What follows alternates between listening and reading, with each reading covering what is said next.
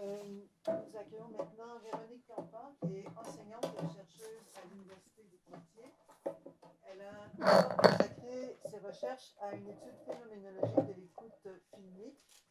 Elle les oriente aujourd'hui autour de l'étude des dispositifs contemporains qui médiatisent l'émission et la réception de la parole, c'est-à-dire dispositifs d'enregistrement, de projection et de transmission qui conditionnent la réalisation et la réception des films et que les films thématisent et réfléchissent en retour.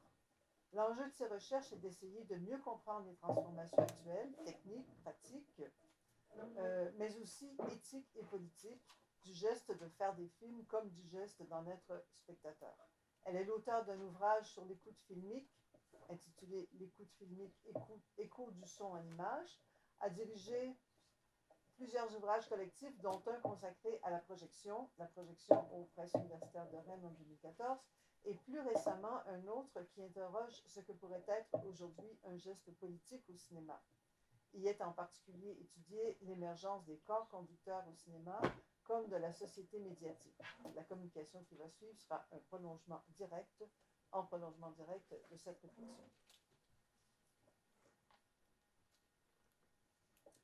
Alors, merci de m'avoir.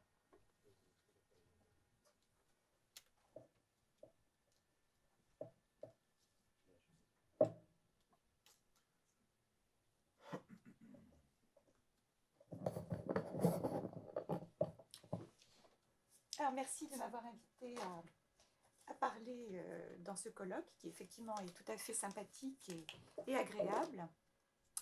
Donc, je vais vous parler d'un phénomène qui, depuis quelques années, se multiplie sur les tournages, c'est l'emploi de l'oreillette. L'oreillette est régulièrement utilisée au théâtre. Elle est présente sur les plateaux de cinéma aux États-Unis depuis le début des années 2000 et elle devient aujourd'hui en France d'usage courant, faisant désormais partie du kit technique standard de tout ingénieur du son. Glissée dans le creux de l'oreille d'un acteur, elle permet de l'envelopper d'une ambiance sonore ou musicale, de lui souffler des répliques ou de lui indiquer placement, gestes, mimiques. Composée d'un radiorécepteur intra-auriculaire couplé à un émetteur vocal qui se porte autour du cou ou à la ceinture, l'oreillette est un appareil léger, maniable et nomade qui hérite d'une longue lignée de prothèses auditives toujours plus discrètes et efficaces. Elle semble n'être de prime abord qu'un avatar machinique du souffleur des théâtres à l'ancienne, disparu de la scène où il avait sa cage jusqu'au milieu du XXe siècle. Mais si sa présence est devenue banale, c'est parce que ses usages sont aujourd'hui très diversifiés et leurs répercussions nombreuses. L'objet est minuscule et l'on pourrait croire qu'il ne change pas grand-chose au protocole d'un tournage, offrant seulement plus de confort, de mobilité et de rapidité d'exécution. Pourtant, il modifie le travail des techniciens sur le plateau, les modalités de la direction et du jeu des acteurs, et de manière plus insidieuse, la relation du sujet qui le porte à son corps, aux autres, à l'espace dans lequel il évolue.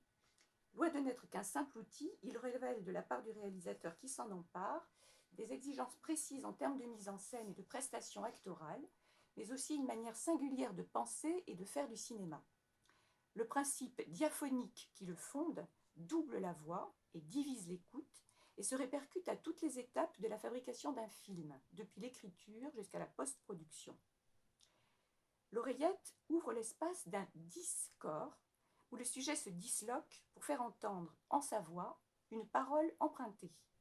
Le corps impropre, partagé, poreux, de celui qu'une voix traverse, est bien conforme à l'image que l'on se fait du sujet contemporain augmenté, conditionné, parasité par les médias électroniques. Mais il évoque aussi des fantasmes archaïques de possession. La voix murmurée à l'oreille est investie de la puissance d'incarnation et d'emprise qui caractérise les acousmètres, ces êtres purement vocaux que connaissent la mantique, la mystique ou l'hystérie et que développent à leur manière les technologies de captation, de conservation et de diffusion acoustique. Mais on pourrait se demander si la manipulation de l'autre qu'autorise la direction incarnée à travers l'oreillette ne favorise pas aussi ce que je nommerais une vocation, une faculté inédite de parler et de partager la parole. Analyser la vocation induite par cette puce qui agace l'oreille, earbud en anglais, c'est réfléchir sur un renouvellement des conditions de l'expérience, sur les transformations du sens intime de soi. L'objet et son usage interrogent la définition du sujet au sens anthropologique, mais aussi éthique et politique du terme.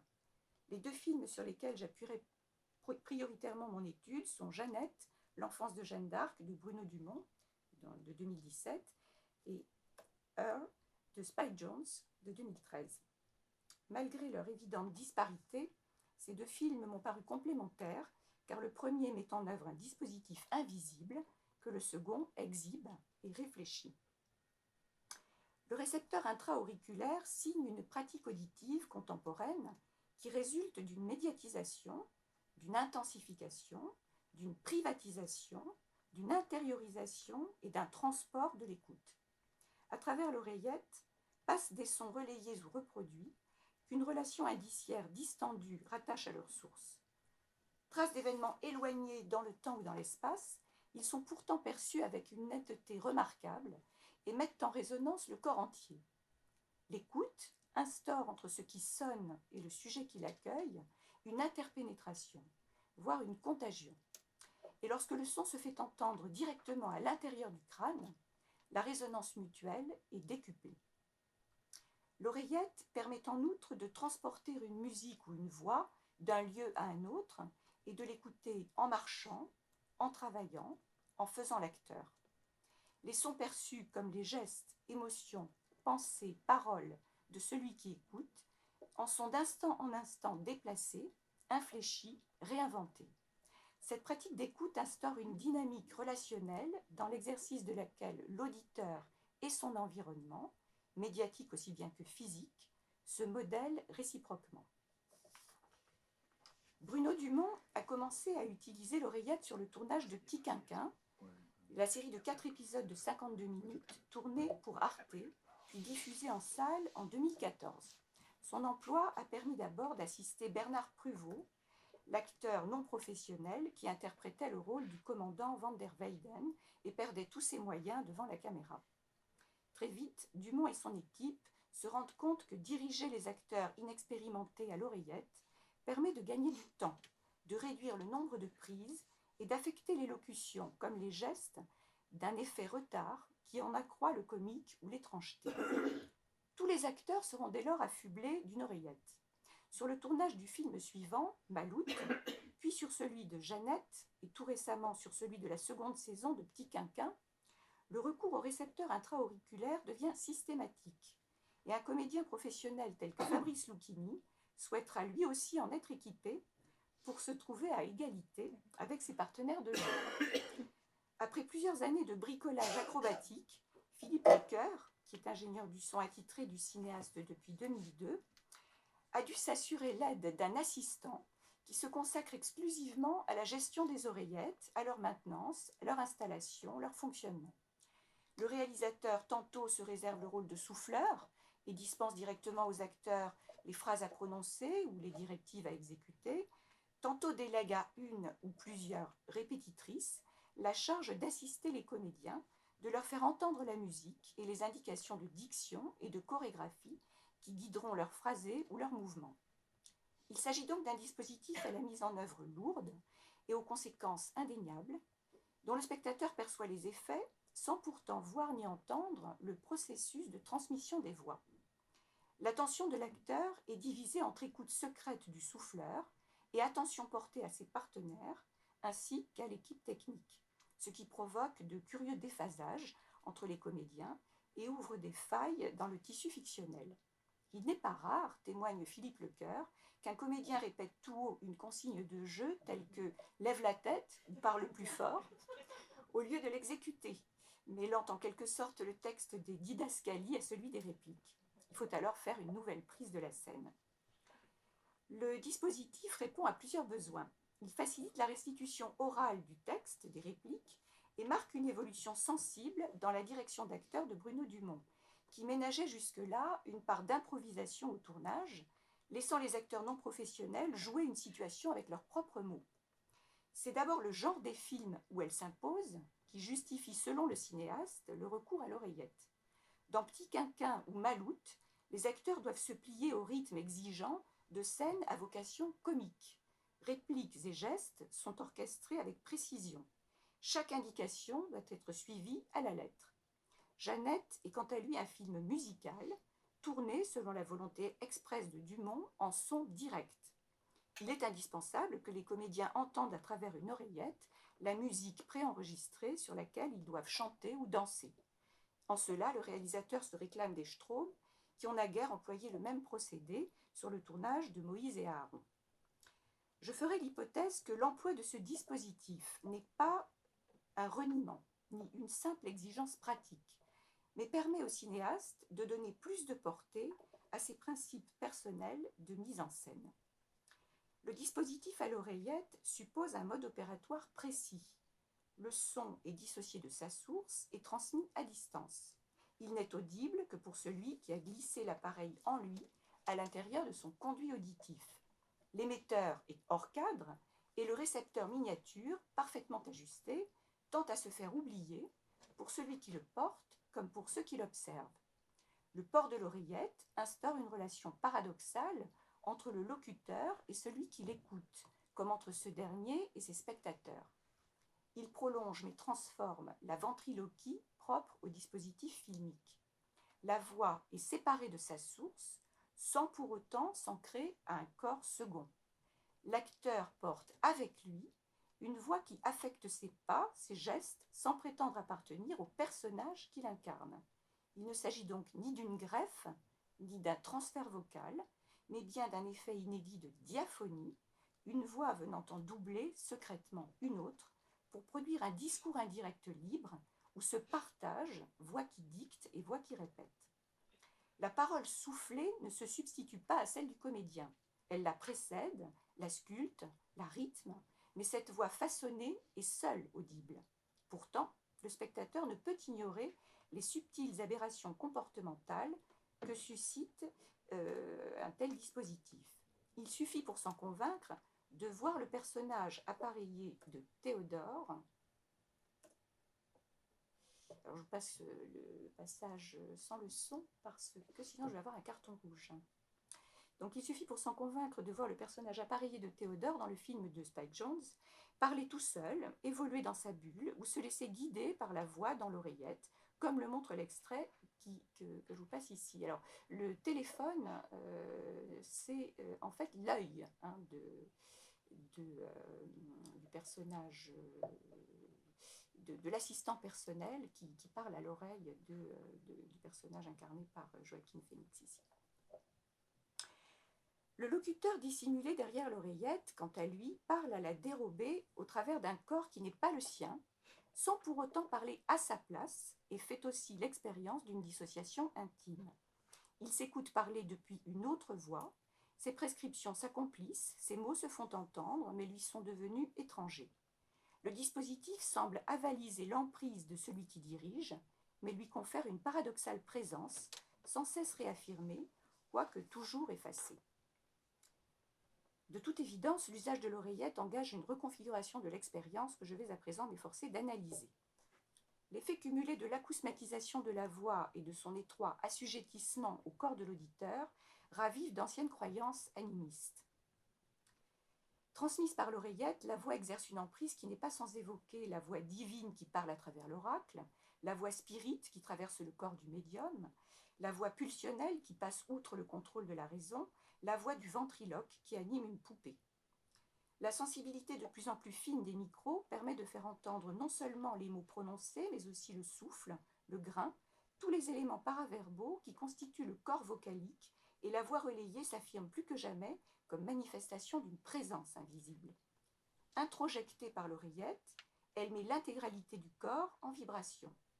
L'acteur ne se contente pas de lui obéir, mais vocalise en écho, éprouvant un plaisir sensible, analogue à celui du nouveau-né qui copie les intonations de sa mère. Une relation charnelle se noue, dans l'intimité de l'organisme, entre oreille et appareil phonatoire, et travaille la chair même de la voix. Autant que les mots, ce sont en effet la mélodie, le rythme, le grain de la voix perçue qui se réfléchissent en celle de l'acteur à l'écoute. Le comédien et metteur en scène Robert Cantarella qui depuis 2009 travaille à l'Oreillette pour proposer au théâtre ce qu'il nomme des copies sonores, nous offre un témoignage précieux sur cette pratique. Équipé d'une oreillette qui diffuse les cours donnés par Gilles Deleuze entre 1981 et 1982, Cantarella en livre copie, il fait le Gilles. Le comédien dit n'être plus que le médium, au sens technique mais aussi occulte du terme, d'énoncés extérieurs à lui.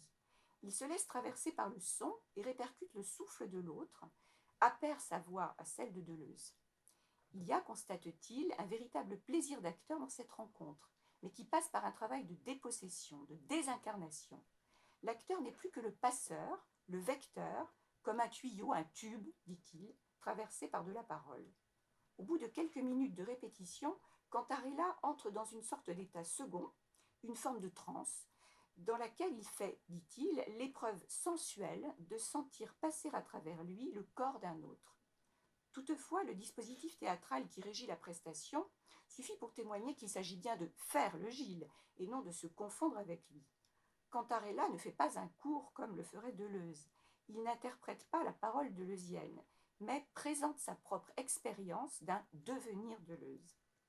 L'écoute intériorisée, puis la restitution, façonnent une expérience qui trouble le spectateur. L'impression ressentie, si l'on en croit les témoignages, est celle d'une présence absolue liée à la disponibilité totale et à la concentration inouïe de l'acteur qui fait assister le public à l'invention de la pensée et à la naissance de la parole. De cette expérience de possession et de présence témoigne la fable de Spike Jones. Théodore se laisse progressivement enchanter par la voix de son assistant personnel, Samantha, jusqu'à entretenir avec elle des relations sexuelles qui s'apparentent à une suffusion vocalique. Les caresses, les baisers sont remplacés par une montée en intensité et en organicité du souffle féminin qui envahit chaque parcelle du corps de l'amant et sollicite tous ses sens. Par ailleurs, le dialogue qui s'instaure entre eux est tout en sous-entendu, au sens précis que la pragmatique donne à ce terme. Des informations qui échappent à la littéralité des énoncés, mais ne peuvent être élucidées qu'en fonction de ce que chaque individu sait de l'autre. Ce type de conversation suppose une connivence intellectuelle, affective, sensible entre les deux partenaires. Les mots de Théodore anticipent ceux de Samantha autant qu'ils leur font écho.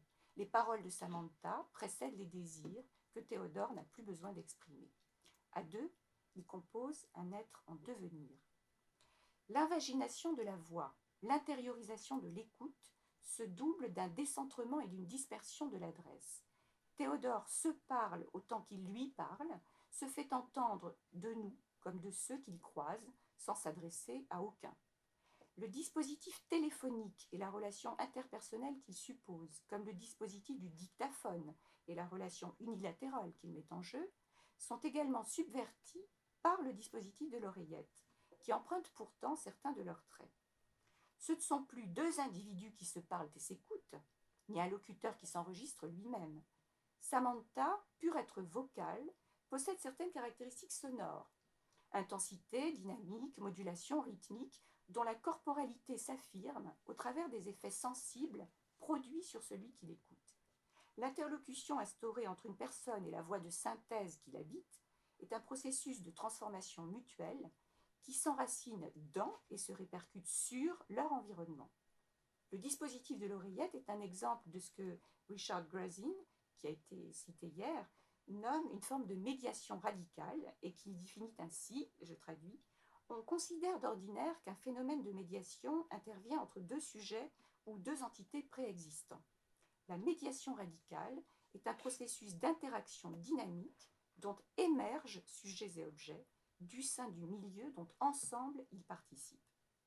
La médiation n'est donc plus une simple connexion, mais un processus qui transforme l'un par l'autre les éléments connectés. Elle guide ses pas, il lui communique ses sensations. Ils forment une entité partagée. La médiation radicale ne conçoit pas d'individualité séparée. Elle crée, entre des flux sensoriels, émotionnels, informationnels qui se croisent, des contaminations, des permutations, des évolutions réciproques. La dimension sonore de l'expérience décrite dans Her permet d'appréhender cette ontologie dissipative des organismes poreux et des existences processuelles. Je voudrais en venir pour terminer à la dimension politique qu'une telle mutation relationnelle entraîne. La relation paradoxale exhibée dans le film de Jonze permet de comprendre que l'acteur qui répète ou se laisse guider n'est pas une simple marionnette, et que copier les mots d'un autre ne consiste pas à les reproduire exactement. Le spectacle de Robert Cantarella n'équivaut pas à la projection d'une vidéo des cours de Deleuze. Ce qui est essentiel est de montrer un corps, une voix, doublée par un autre. Cette animation d'un être par le son qui l'infuse, je la nommerai vocation. L'acteur qui se fait corps conducteur est appelé, disposé, voué à porter la parole qu'un autre lui délègue. Entre possession et prophétie, la vocation serait l'art profane d'emprunter et d'incorporer pour transmettre. Et cette incorporation n'est ni appropriation, ni aliénation. L'actrice ne fait pas sienne les paroles prononcées. Elle n'en est pas non plus innervée à son corps défendant. Pas plus qu'elle ne les interprète comme elle jouerait un rôle. Elle les écoute pour les faire entendre, à travers la vocalisation diaphonique qu'enlivre sa voix divisée. Ce dédoublement intime de la voix récuse la dissimulation de l'acteur derrière le personnage qu'il incarne. Cantarella, comme les actrices qui jouent Jeanne d'Arc, sont à la fois eux-mêmes et un autre. Loin de s'effacer pour laisser l'autre parler en eux, ils parlent avec lui, comme l'allégorie et heure le fait clairement paraître. La vocation est exposition, EAU, comme dirait Jean-Luc Nancy, lorsque la voix sortie de moi n'est plus exactement la mienne, ni exactement celle d'un autre, mais leur commune modulation. Le personnage de Jeanne d'Arc est par définition un être de vocation, porté à accueillir en lui des voix étrangères pour les faire résonner. D'abord troublée par les voix qui l'assaillent, Jeanne conquiert ensuite la puissance de les faire entendre. Les deux incarnations du personnage dans le film de Dumont illustrent ces deux moments de la vocation. L'enfance, jouée par une toute jeune fille au parler encore balbutiant, puis l'âge adulte, figuré par une jeune femme en pleine possession de ses moyens locutoires. Ce que vivent les deux actrices qui jouent le rôle de Jeanne fait paraître sous l'angle politique le processus de médiation radicale qu'entraîne la vocation. Les modalités d'écriture et de mise en scène illustrent dans ce film des vocations en chaîne. Le personnage de Jeanne, les actrices à qui l'on parle à l'oreille, le réalisateur qui reprend des mots de Charles Péguy pour les leur souffler en retour, tous sont comme étrangers dans leur propre langue. Péguy, dont les textes poétiques ont fait l'objet d'amputations et de montages, Dumont, tenu au secret, comme les jeunes filles qui prononcent des mots d'emprunt. Ni le poète, ni le cinéaste, ni les actrices ne parlent en propre, mais tous trois partagent une voix qui n'appartient à aucun. Le partage des voix est le mouvement d'expropriation et d'appropriation qui opère dans le renvoi que suppose toute parole soufflée. Il est vocation, dans la mesure où en proférant des mots qu'il répète, chacun fait advenir à la parole ce qui jamais ne fut avant qu'il ne s'en fasse l'écho. Le dispositif filmique, entièrement reconfiguré par l'usage de l'oreillette et la diaphonie qu'elle entraîne, démet chacune des instances productrices d'un film de sa position assignée. Il n'y a plus celui qui dirige et celle qui obtempère, celui qui a droit à la parole et celle qui la répète. On rompt ainsi avec la norme en matière de direction et de jeu actoral, comme avec les rapports de pouvoir qui régissent l'organisation d'un tournage. La faculté de parler n'est plus l'apanage de personne, mais se partage ostensiblement.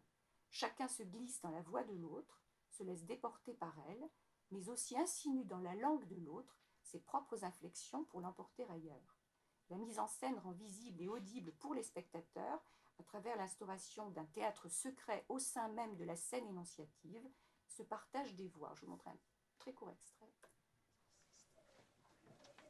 Douloureuse à mort. Je suis dans une détresse. Je n'aurais jamais cru que la mort de mon âme fût si douloureuse. Tous ceux-là que j'aimais sont absents de moi-même. C'est ce qui m'a tué sans remède. Et je sens pour bientôt venir ma mort humaine.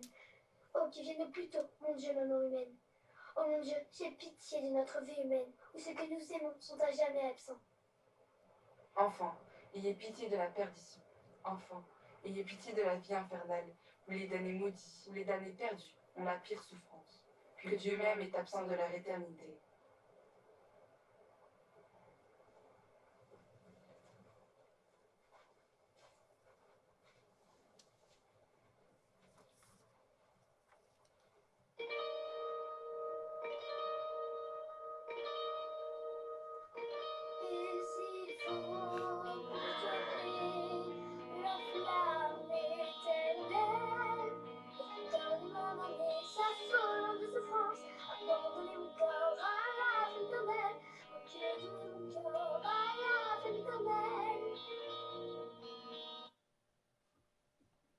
j'ai pris un très court extrait, c'était pas facile d'en choisir un.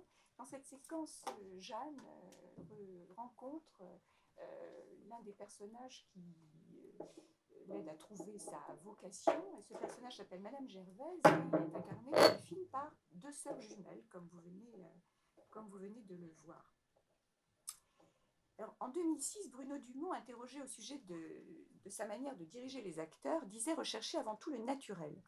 Récusant le savoir-faire des comédiens professionnels, il était à l'affût, chez des acteurs de rencontre, de la gaucherie, un pas bien joué, privilégié pour sa justesse. Le personnage de Madame Gervaise, que vous venez de voir représenté par deux actrices jumelles, forme un chœur qui ne parle pas tout à fait à l'unisson. Les gestes sont semblables mais mal synchronisés, les corps tour à tour se superposent ou se distinguent. Les personnages dépourvus de profondeur psychologique sont caractérisés seulement par la scansion verbale et gestuelle désaccordée qui les relie. La communication secrète dans le creux de l'oreille, loin de donner l'illusion d'une profération fluide et spontanée, rend perceptible le difficile exercice verbal des actrices. On entend le temps de latence qui sépare l'écoute du texte de sa restitution. La gaucherie est accentuée par la mise en œuvre d'un dispositif artificiel qui permet de découvrir le lent acheminement vers la parole, la naissance de la vocation.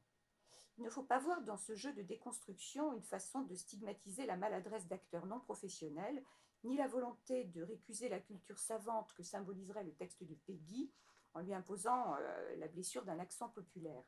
Il s'agit plutôt d'une contamination où chaque parlure singulière se trouve déplacée, abîmée, réinventée, illustrant la plasticité de la langue et du sujet qui s'en empare. Dumont cherche à produire le maximum de dissonance pour déjouer les typages sexuels, sociaux, régionaux, religieux et les faire entrer dans un processus de variation continue. Agençant la parole avec les bruits du vent, le bêlement des moutons, la musique qui démembre la prosodie du texte, il arrache chaque idiolecte à sa condition de marqueur d'identité et en fait l'opérateur d'une désidentification en acte. Le geste est politique, analogue à celui que Deleuze reconnaissait dans le théâtre de Carmelo Bene. Un geste politique consistant à faire entendre le bégaiement, la variation continuée qui permet à celle qui parle d'être à la fois actrice, enfant, récitante, oracle, sainte, chanteuse, sans s'arrêter à aucune de ces caractérisations. Le dispositif de l'oreillette a valeur d'emblème. Associant un outil et une technique à vocation pratique, il met en évidence une mutation profonde des conditions de l'expérience pour l'acteur, le réalisateur, l'équipe technique et les spectateurs d'un film. Le transport et l'incorporation de la voix initient un processus de médiation radicale qui débouche sur l'utopie d'un geste politique. C'est ce nœud paradoxal entre deux films que tout oppose, comme entre deux aspects de l'expérience que j'ai voulu sonder. Ce qui autorise et allégorise ce grand écart, c'est la figure de l'acteur. L'emploi de l'oreillette révèle le paradoxe du comédien et dévoile l'essence du jeu qui consiste non pas à incarner un personnage, mais à faire le Gilles, à refuser toute forme stable de subjectivation pour se laisser mettre en variation par la présence en soi d'une voix étrangère. Merci de votre attention.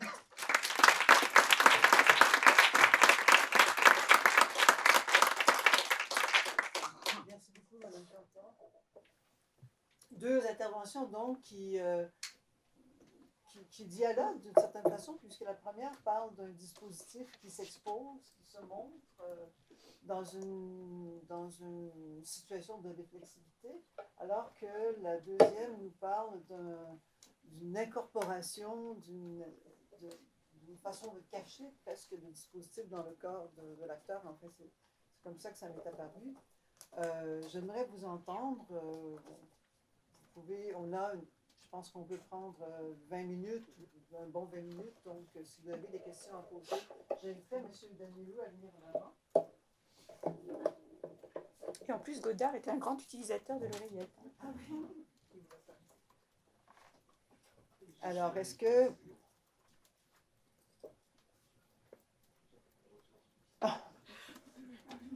Est-ce qu'on a déjà une première question? Oui, monsieur. Véronique, je me demandais simplement si tu connaissais, j'imagine que oui. Merci. Est-ce que tu connais ce très beau film d'Éric Bulot qui s'appelle Le singe de la lumière? J'y ai pensé penser tout de suite parce que tu évoquais la question du corps de l'acteur comme un canal à travers lequel la parole passe. Et il y a notamment un moment de ce film qui est assez passionnant parce que Bulot imagine ce qui se passe si la parole, la personne qui parle se boucle sur elle-même, il suffit d'un tout petit déphasage. Je répéterai simplement le titre pour les gens qui ne connaissent pas le film. Il y a des gens qui récitent un texte avec un micro devant eux, un casque sur les oreilles, et ils disent une phrase et leur parole leur arrive à l'oreille avec 1 ou 2 secondes de retard. Sauf que le cerveau n'arrive pas à gérer cette espèce de bouclage entre ce que les gens disent et ce qu'ils entendent d'eux-mêmes, et ils n'arrivent pas, en fait, ils patinent dans la parole, ils bégayent tous et ils peinent énormément à continuer à lire leur texte.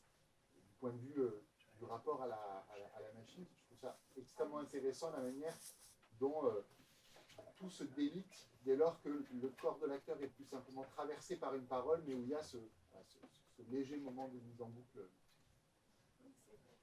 Il est traversé par une parole qui est sa propre parole, en fait, qui lui revient où il doit se faire place. C'est un travail, c'est un film sur lequel j'ai travaillé par ailleurs. Le rôle de la machine est assez fascinant là-dedans. Est-ce qu'on a une autre question? Oui, M. Turquetti.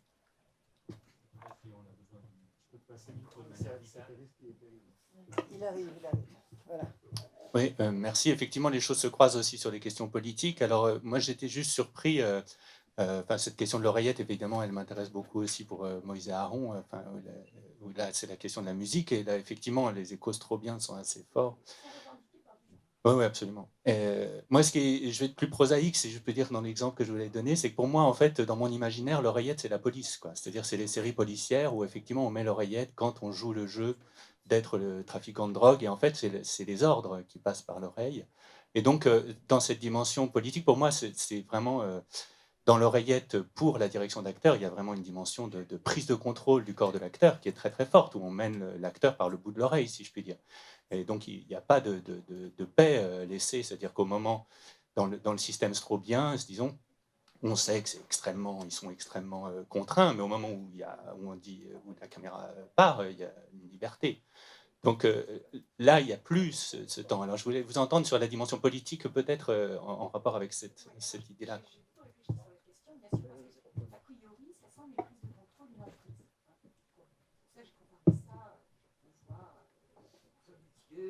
Toutes ces voix qui possèdent, quoi, qui sont des formes de ça marche pas, ça sont des formes de possession.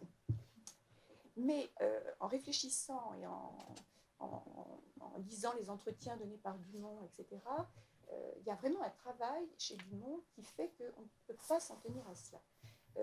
Alors, effectivement, Dumont est très manipulateur. C'est un cinéaste de la maîtrise, à l'évidence. Mais par exemple, il faut savoir que sur la dernière saison de Petit Quinquin, donc maintenant les acteurs ont systématiquement une oreillette. Donc on pourrait croire, et en plus, contrairement à ce qu'il faisait dans ses premiers films, il arrive avec un texte. C'est-à-dire que les acteurs doivent dire un texte qui n'est pas... donc utiliser leurs propres mots. Simplement, ce texte, il a été écrit après une longue fréquentation entre Dumont et les acteurs. Autrement dit, il y a vraiment un effet réciproque de je te prête mes mots et je te les rends. Enfin, tu me prêtes tes mots et je te les rends. Voilà. Et il y a vraiment, c'est pour ça que je pense ça va vraiment au-delà et que tout le travail de Dumont est vraiment un travail de... Il cherche, il expérimente pour, je crois, trouver une relation avec les acteurs qui permettent ce que j'ai essayé de décrire. Bon, mais c'est le cas de Dumont. Je ne suis pas convaincue que ça se passe toujours de la même manière, bien sûr. Il me semble qu'il y a un jeu d'aller-retour comme cela dans La Chinoise, lors de la séquence dans le train avec Francis Janson, où les questions que pose Anne Wiazemski sont en principe dictées par Godard, mais on sent bien que Godard s'inspire en direct de ce qu'il sait de la vie de Wiazemski à ce moment-là, qu'elle a raté son bac, qu'elle a travaillé dans les champs, qu'elle est revenue. Donc il lui renvoie ce qu'il sait d'elle, et puis donc elle redit ces choses-là, et on est dans un entre-deux, comme ça, entre ce qui vient de son histoire et puis de ce qu'elle a dit aux autres. Une réappropriation. Il y a une autre scène dans la Chinoise, c'est... Godard utilise beaucoup l'oreillette sur toutes les années 60, et dans La Chinoise, il y a ces interviews. Par exemple, il y a la fameuse interview au début de Jean-Pierre Léaud, où il se invente bandage autour de la tête. Enfin, vous devez tous avoir en mémoire cette scène. Et alors Godard, donc Léo a une oreillette. Godard lui parle à travers l'oreillette, lui pose des questions. Léo le regarde, c'est-à-dire Léo ne regarde pas la caméra, mais regarde à côté Godard qui est hors cadre. Et on entend, parce que Godard a voulu que ça soit maintenu sur la bande-son, la voix très assourdie de Godard posant des questions. Donc ça crée un effet très très étrange. Et de fait, Godard pose des questions et Léo répond. Les paroles qu'il prononce ne lui sont pas imposées. Il répond en fonction de ce qu'il est, lui, Jean-Pierre Léo en tant qu'acteur, en fonction du personnage qu'il incarne. Enfin, c'est l'époque chinoise, de la chinoise. On retrouve cette forme déconstructrice. Il y a un jeu sur un peu comme quand on est dans le métro et qu'il y a deux personnes qui discutent ensemble, on veut faire abstraction, mais quelqu'un qui parle au téléphone, c'est insupportable, on décompose spontanément les questions à laquelle cette personne semble répondre. Et là, dans la chinoise, on entend mal ce que dit Godard, mais c'est assez désagréable. C'est troublant, oui. Et en même temps, Léo a tendance à répondre en je ne sais pas comment on appelle ça dans le langage, mais quand on répète la question que la personne vient de poser pour relancer une discussion. Oui, monsieur. Oui, en fait, c'est un commentaire qui va se terminer par une petite question. On se rend compte qu'avec ces appareils portatifs, ce que ça fait, c'est que ça redéfinit ce qui est important et inimportant, on va dire. Ce qui peut apparaître dans le film et ne pas apparaître. Ce que je veux dire par là, c'est que finalement, l'équipe de tournage peut apparaître dans le film lui-même, les appareils eux-mêmes sont montrés et ça crée, ce que vous avez dit, une certaine réflexivité. Et dans ce nouveau partage-là, il y a quelque chose, on va dire, de très politique parce que les rôles sont appelés à changer. C'est-à-dire que le réalisateur ou le caméraman devient acteur de son propre film, etc., etc. Et donc, c'était le petit commentaire de ce rapport entre l'important et l'inimportant. Puis je crois que les éléments portatifs permettent de redéfinir tout ça. Donc, ils ont une charge très politique. Et ma question, c'est concernant cette réflexivité, la plupart des exemples qu'on a donnés, donc faire le Gilles, par exemple, le dispositif est assez important, c'est-à-dire que la personne qui le reçoit voit que cet acteur donc la connaissance du dispositif change beaucoup la manière dont on va le recevoir. Donc, il faut le savoir pour... Et là, et il y avait aussi dans tous les exemples que vous avez donnés, comme on voit les choses et on a une conscience, le film est en train de se faire, c'est un processus et tout ça. Et donc, la conscience du dispositif, la mise en... Donc, que le dispositif soit visible et audible, il y a quelque chose d'important pour que ça soit effectif. Et là, la question, c'est par rapport à cette oreillette où là, c'est invisible. Je m'interroge justement là-dessus sur ce rapport à la réflexivité puis l'effectivité des choses entre ce qui est montré et finalement, là, c'est quelque chose dont le spectateur n'a pas connaissance. Pas connaissance, mais il voit tous ces micro-décalages. J'ai vraiment eu beaucoup de mal. En fait, il aurait fallu que je vous montre toute la scène avec les deux Gervaises, qui est très longue, parce que là, on voit vraiment toute une série de déphasages successifs. Le corps et la voix ne correspondent plus vraiment, les gestes sont désynchronisés, la chorégraphie dans tous les sens. Enfin bon, il y a par moments vraiment des effets de diaphonie tout à fait audibles. Alors on ne sait pas si c'est parce que les chanteuses devraient chanter à l'unisson mais ne le font pas parce qu'elles ne sont pas de vraies chanteuses. Enfin, bref, donc il y a tous ces décalages qu'on ne peut pas ignorer. Donc on ne voit pas l'appareillage, mais on en voit les conséquences. C'est exactement, c'est la cause et l'effet. Ouais. C'est comme si dans les exemples que vous avez montrés, on avait la cause et l'effet. Ouais. Puis ça, c'est ce qu'on a, c'est l'effet lui-même. Donc c'est un peu, ça produit pas La même chose. Je me demandais, Madame Campan, si vous avez travaillé sur le film Ten de Kiarostami, où il utilise aussi une oreillette.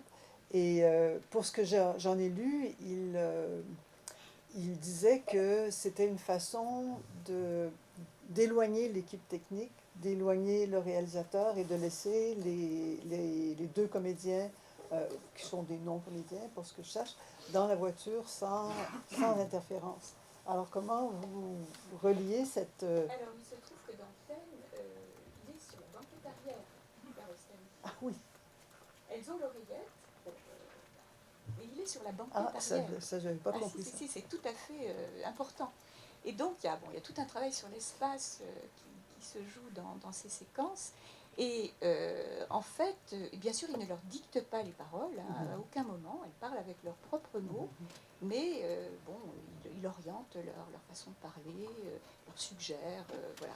Mais donc ça fait partie de tout son travail d'effacement-présence. Hein, c'est la période où il réfléchissait beaucoup sur la place qu'il devait se donner dans son cinéma, justement. Donc il y a une dimension, là la dimension réflexive n'apparaît pas.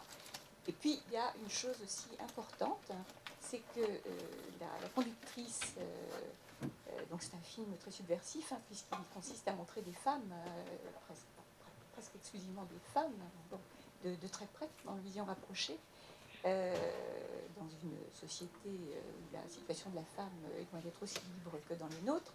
Et donc elles sont voilées, et la jeune femme qui conduit n'arrête pas de rajuster son voile.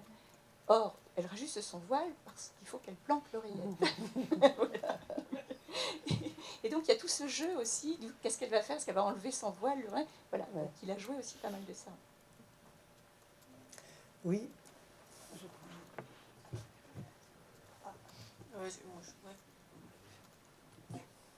Est-ce que quelqu'un voudrait ajouter quelque chose? Oui.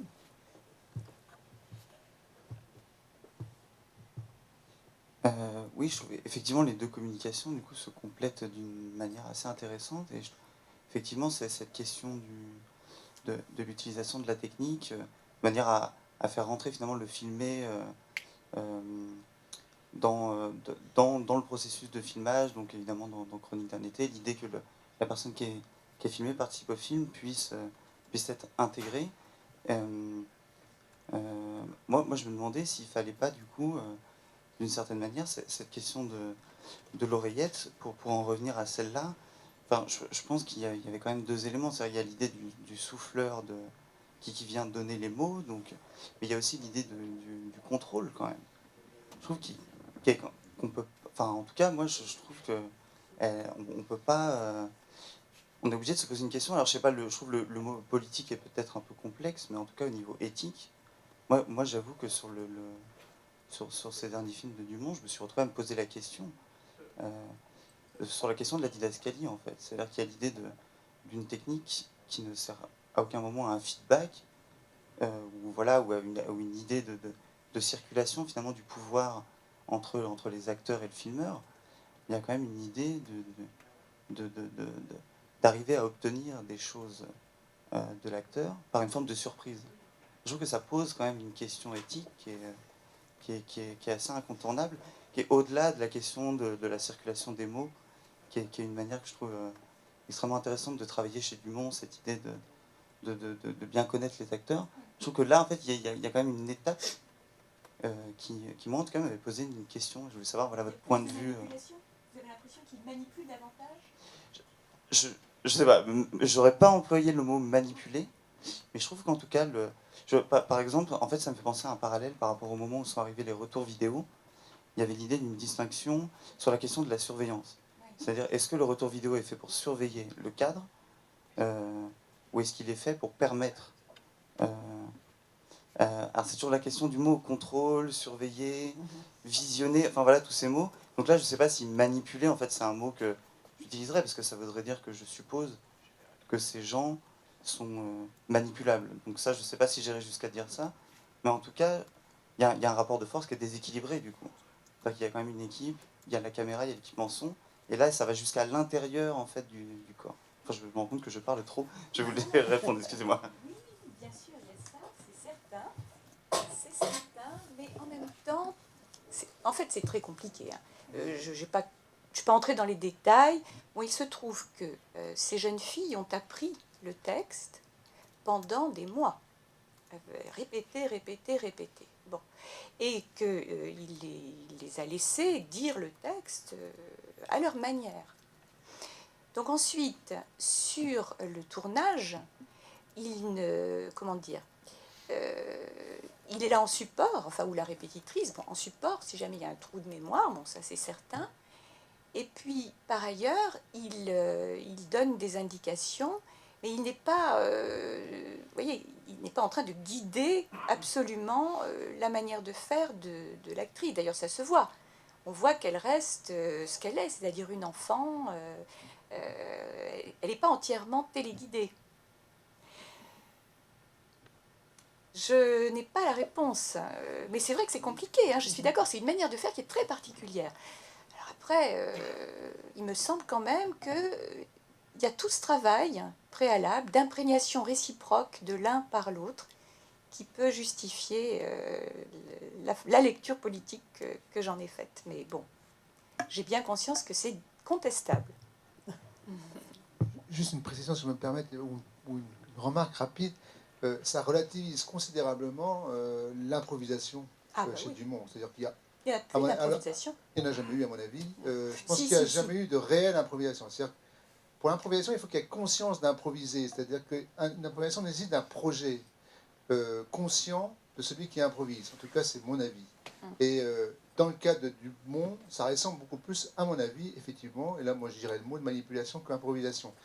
Et ce qu'il fait n'est que la continuité de ce qu'il a fait avant, à mon avis, avec les films précédents, où il radicalise sa manière de faire grâce à un dispositif technique qu'il découvre un peu par hasard, sans doute d'ailleurs, sur le tournage. Pour ce qui est de l'imprégnation, c'est assez intéressant, effectivement, sur le rapport qu'il a aux acteurs. Par contre, ça, je trouve que c'est intéressant, et ça ressemble un peu à Romer, par certains côtés, qui passait, on le sait, des mois et des mois à discuter de tout et de rien avec les actrices, puis après, qui leur mettait dans la bouche un dialogue qui était relativement proche de ce qu'elles étaient, tout en étant légèrement décalé. Enfin, on ne va pas parler de Romer, ça pourrait durer longtemps, mais ça me semble effectivement assez proche de ça. Mais c'est le même type de rapport très complexe entre acteur et metteur en scène. Et c'est un cas d'école, effectivement, tout à fait singulier. Tu estimes qu'il y a vraiment manipulation dans les premiers films? Parce que qu'est-ce qu'il fait dans les premiers films? Il leur donne la situation. Il leur dit, voilà, il se passe ça, vous êtes au bar, dans Flandre par exemple, vous êtes au bar, il faut parler, discuter. Et puis il les laisse discuter. Je ne suis pas sûr que ce soit seulement ça, justement. Je ne suis pas sûr que ce soit aussi libre que ça. Voilà. J'étais pas sur les tournages, mais c'est ce que disent les ingénieurs du son, voilà, c'est ce que quand on voit le film, moi j'ai des doutes quand je vois le film. Mais parce qu'il y a un énorme travail qui est fait au montage. Au montage, il refait tout. Alors ça, c'est une autre forme de manipulation. Mais on pourrait y passer la matinée, effectivement. Oui, et on pourrait se demander s'il y a possibilité de faire des films sans qu'il y ait jamais de manipulation, de toute façon. Parce qu'il y a des vrais improvisateurs, quand même. C'est pour ça que je vous dis que ça me paraît très relatif ici. Il y a des cinéastes qui travaillent avec ça. Mais il y a toujours dans l'improvisation une part de manipulation, de toute façon, sur les plateaux. Mais il y a... Le mot improvisation pose question, pose problème ici, en tout cas pour lui. Mais ça m'a toujours paru, quand je l'avais reçu à Rennes pour en parler avec lui, les réponses qu'il me faisait sur l'improvisation étaient totalement, oui, très peu convaincantes en réalité. C'est-à-dire, je voyais bien que ce qu'il me disait, quand il me répondait sur l'improvisation, il me répondait surtout qu'il n'y avait pas d'improvisation, tout en revendiquant pour une question de posture un peu, que la liberté qu'il donnait aux comédiens était pour lui de l'improvisation. Et moi, je ne suis pas d'accord avec ça. Je pense que, je répète, improvisation, pour qu'il y ait improvisation, il faut qu'il y ait projet, il faut qu'il y ait une conscience que la création va venir d'un geste improvisé par l'improvisateur lui-même. C'est pour ça que Godard, quand il met les oreillettes, il n'y a pas d'improvisation du tout. Enfin, c'est pas du tout de l'improvisation. C'est quelque chose... On peut dire que Godard improvise, lui. Ça, c'est autre chose. C'est-à-dire que Godard peut improviser, comme Dumont peut improviser. S'il balance des textes, il peut, à ce moment-là, improviser des textes et mettre le comédien dans une situation d'immédiateté, comme ça. Mais pour moi, l'improvisation, c'est pas l'immédiateté, justement. C'est quelque chose d'autre. Enfin, ça se situe ailleurs. Voilà. Mais c'est compliqué. Puisqu'on parle de manipulation, je vais me permettre de prendre... Je crois qu'il y avait une intervention ici. D'accord. Alors, on va... Merci encore infiniment à nos deux intervenants. Et après la pause, on se retrouve ici, Thomas, à 11h ici.